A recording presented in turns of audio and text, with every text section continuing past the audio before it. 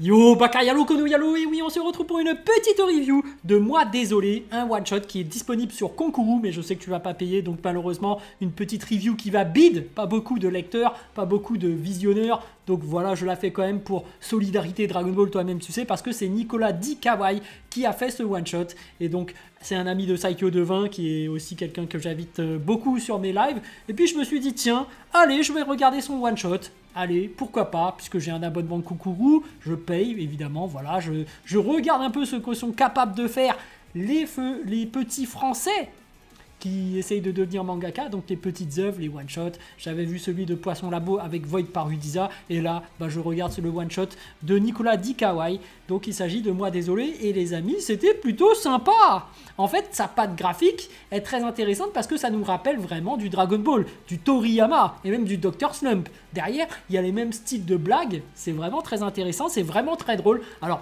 c'est pas extraordinaire non plus, on n'est pas au niveau de Dragon Ball, il n'y a pas des combats rocambolesques. D'ailleurs, il ne s'agit que d'un one-shot, donc il n'y a pas moyen de mettre des choses assez poussées. Mais franchement, ça marche nickel. L'histoire est très intéressante, t'es plongé dans un univers qui est super drôle. Et puis voilà, c'est fun, c'est comique, c'est décontracté, total. Donc voilà, c'est petite review par rapport à ça. Bon, déjà, c'est très drôle parce que c'est une blague. Enfin... c'est une blague, mais oui, ça marche, ça marche. En fait, il y a un geek qui est là en train de geeker. Il y a son père qui le fait chier à chaque fois parce que, voilà, quand tu es étudiant, tu geeks, mais finalement, il faut que quand même que tu étudies, que tu te concentres plus sur tes études. On connaît tout ça, hein. On est tous passés par là où il y en a certains qui sont encore dans cette phase. Et puis, il y a des moments où ton père te fait chier, tu es en train de le maudire et tu te dis, vas-y, j'aimerais bien qu'il ne soit pas là. Bon, toi-même tu sais, fan de Dragon Ball, le vœu s'exauce, finalement le père se fait éjecter à des millions de kilomètres dans l'espace, il devient un dictateur galactique ou je ne sais quoi. Bon, ça marche, c'est drôle. On le voit tout d'un coup l'histoire du père qui est dans la galaxie, qui se demande où il est, il devient un dictateur galactique, il commence à martyriser des gens, il commence à se créer une armée, puis finalement il revient sur Terre.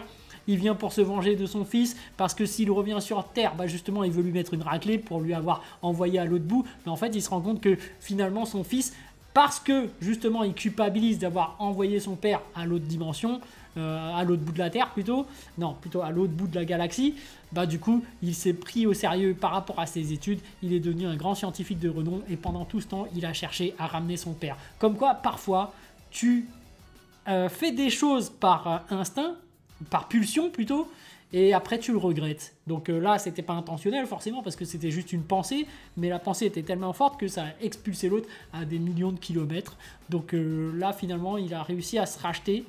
Donc il a réussi ses études pour moi, et finalement le père qui revient, et ça se tape quand même dessus, hein. On reconnaît la patte de Nicolas D. Kawaii, hein. Ça rappelle pas beaucoup de Dr. Slump, et en même temps un peu Dragon Ball, parce qu'il y a de la bagarre, même dans Dr. Slump il y avait de la bagarre, dans Dragon Ball il y a le même style de bagarre, et surtout le trait de dessin, ça rappelle beaucoup Toriyama. Moi j'aime bien cette carte graphique, et j'ai pas pu m'empêcher, lorsque j'ai lu ce one shot, d'avoir des instances de nostalgie.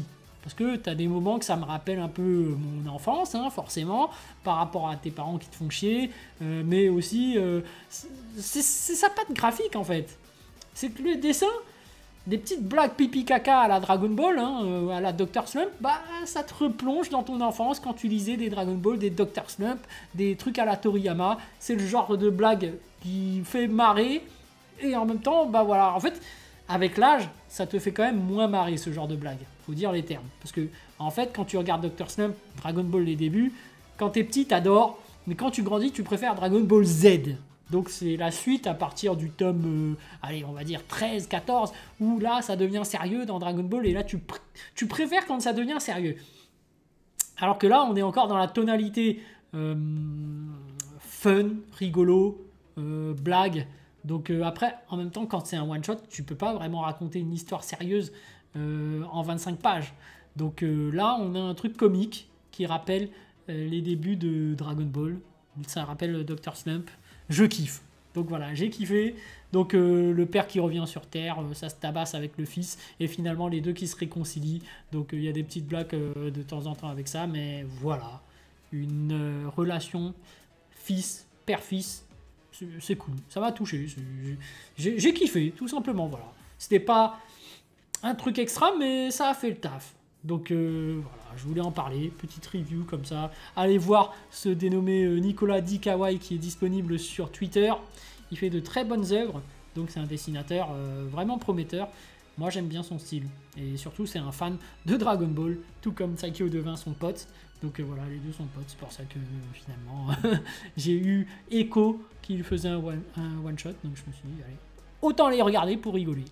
Sur ce les amis, je vous dis donc à plus dans le bus, ou plutôt à plus tard dans le car, ou plutôt à bientôt dans le bateau.